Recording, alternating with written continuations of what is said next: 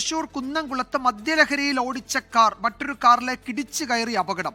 കേച്ചേരി സ്വദേശി സുരേഷ് ഓടിച്ച കാറാണ് അപകടമുണ്ടാക്കിയത്. ഇയാളുടെ കാറിൽ നിന്ന് പകുതി കഴിച്ച മദ്യത്തിന്റെ കുപ്പിയും പാൻ മസാലയും ഒക്കെ കണ്ടെടുത്തിട്ടുണ്ട്.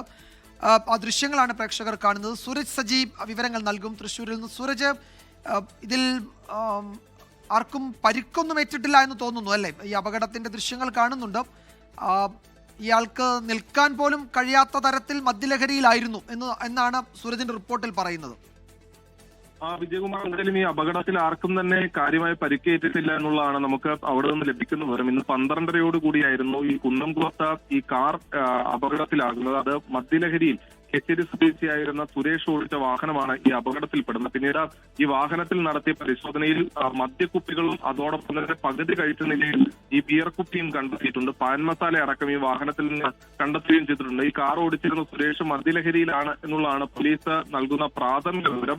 എന്തായാലും ഈ മദ്യലഹരിയിലാണോ എന്നെ സംബന്ധിച്ചുള്ള വിശദമായ പരിശോധനകളിലേക്ക്, രക്തപരിശോധനയിലേക്ക് അടക്കം പോലീസ് കടക്കുകയും ചെയ്തിട്ടുണ്ട്. ഈ വാഹനം ഓടിച്ച സുരേഷ് ഇപ്പോൾ പോലീസിന്റെ കസ്റ്റഡിയിലാണ്. വിജയകുമാർ, ഈ മേഖലയിൽ കഴിഞ്ഞ മാസം അപകടത്തിൽ 3 പേർക്ക് ജീവൻ നഷ്ടമാകുകയും ചെയ്തു. അതേ മേഖലയിലാണ് ഇപ്പോൾ വീണ്ടും വാഹനാപകടം ഉണ്ടായിരിക്കുന്നത്. വിജയകുമാർ, ഇയാളിപ്പോൾ പോലീസ് കസ്റ്റഡിയിലാണ്. അയാൾക്ക് നിൽക്കാൻ ഉള്ള ശേഷി പോലുമില്ല, അത്രത്തോളം മദ്യലഹരിയിലായിരുന്നു അയാൾ വാഹനം ഓടിച്ചത് എന്നാണ് ദൃക്സാക്ഷികൾ അറിയിച്ചത്. സുരേഷ് സജിയാണ് വിവരങ്ങൾ നൽകി തൃശ്ശൂരിൽ നിന്ന്.